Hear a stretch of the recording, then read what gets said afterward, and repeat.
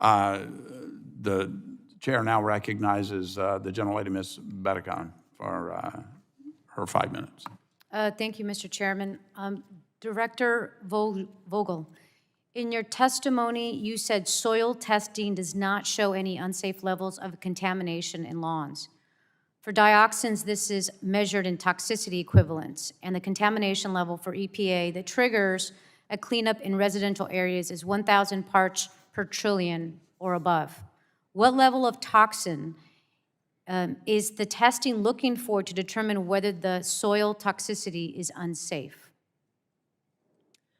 Congressman, I would defer to US EPA on the dioxin testing. It is a work plan that is underway for soils in the area. There were dioxins tested for in Indiana as well from some of the waste, and those results are publicly available.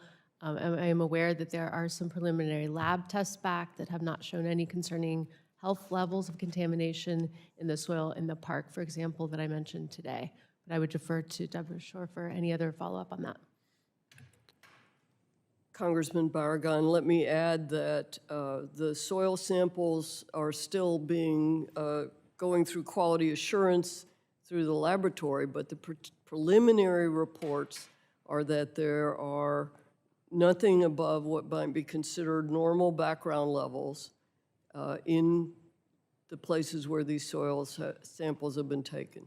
So is there like a level that is considered unsafe? I'm just trying to, if the testing has been done and they've determined that there's nothing unsafe, there's not unsafe levels, can you tell us what they're looking for that would determine that something is unsafe? I'd have to refer you to our toxicologists. I'll be happy to arrange a conversation with them and you and your staff. Okay. For many states, the contamination level is lower than the federal standard. In California, it's 50 parts per trillion. In Michigan, it's 90 parts per trillion. In 2010, EPA scientists recommended to lower the federal cleanup trigger to 72 parts per trillion, but it did not move forward.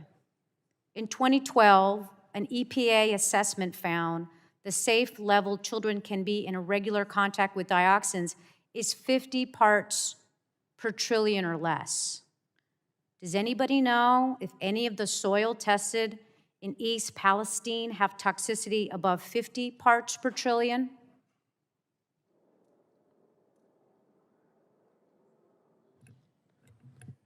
I have not seen the qualified results, but I'm happy to share them with you once we get them. Okay.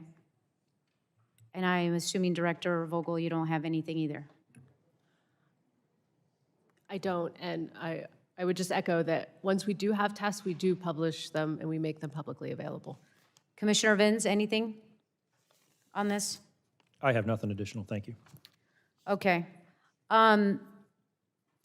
Administrator Shore, one concern my office has heard is that relocation costs are not being covered by Norfolk Southern for everyone in East Palestine. How is it determined whether a resident is eligible to have their relocation costs paid for?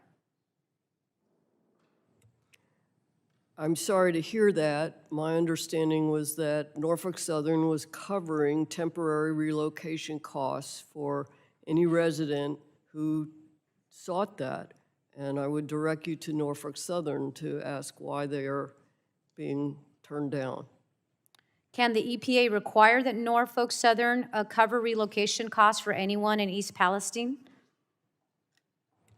I'll find out. Okay, Dr. Vince, the testing of drinking water, air, and soils have been found to be within safe levels. However, your testimony cites examples of residents complaining of sore throats and headaches. The Ohio Department of Health announced last week it has surveyed 450 residents, and 3/4 suffered from headaches, and half had skin irritation, pain, or burning. Many had anxiety, coughs, or fatigue. Should we be alarmed by this discrepancy? And do you think it's safe now to be a resident in East Palestine? Yeah, thank you for the question, Congresswoman. At this point, we don't have any evidence of contamination associated with the derailment. However, we do continue to hear these concerns. I'm familiar with some of this information as it comes out of our health assessment clinic in addition to the ACE survey.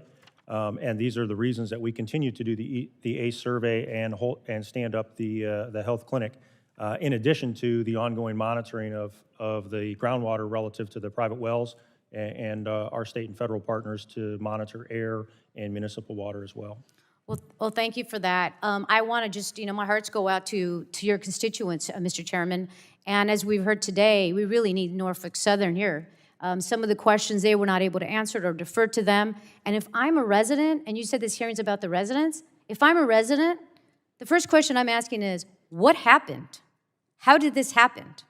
And that requires somebody to be here to be able to also respond to that. With that, Mr. Chairman, I yield back. I thank the gentlewoman for yielding back, and as I've stated repeatedly, we will have our day to ask those questions with the railroad, but it's not today.